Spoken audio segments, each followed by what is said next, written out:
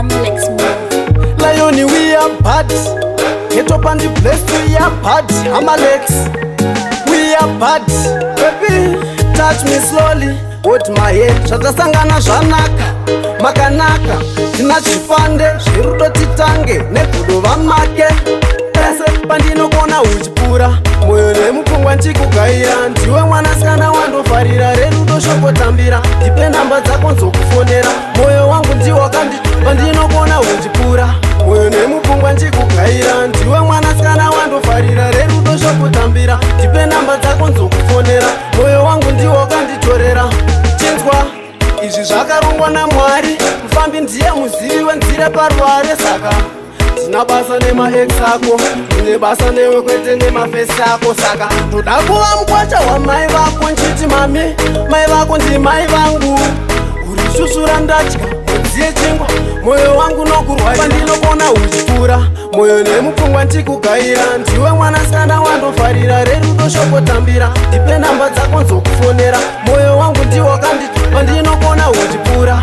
Moyo nemupfungwa nchikugaira. Ndiwe mwanasikana wandofarira. Rerudo shoko tambira. Ndipe namba dzako nzokufonera. Moyo wangu ndiwo kanditorera. Saka touch me slowly, hold my hands. Noda kukutora gunshot nadiet.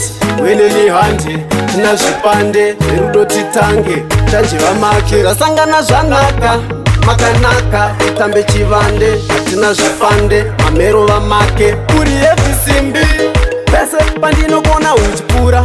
Moyo nemupfungwa nchikugaira. Ndiwe mwanasikana wandofarira. Rerudo shoko tambira. Ndipe namba dzako nzokufonera. Moyo wangu ndiwo pandinogona uchipura.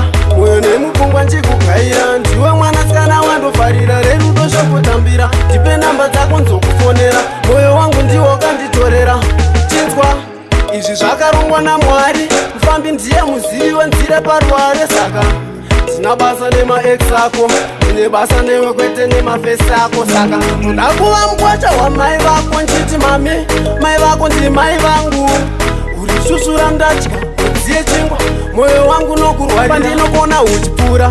Moyo nemupfungwa nchikugaira. Ndiwe mwanasikana wandofarira. Rerudo shoko tambira. Ndipe namba dzako nzokufonera.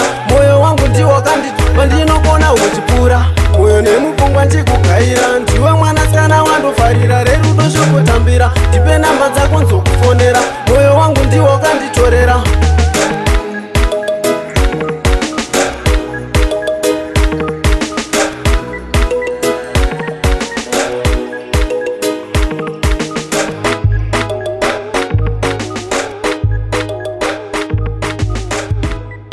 Hamlex Music.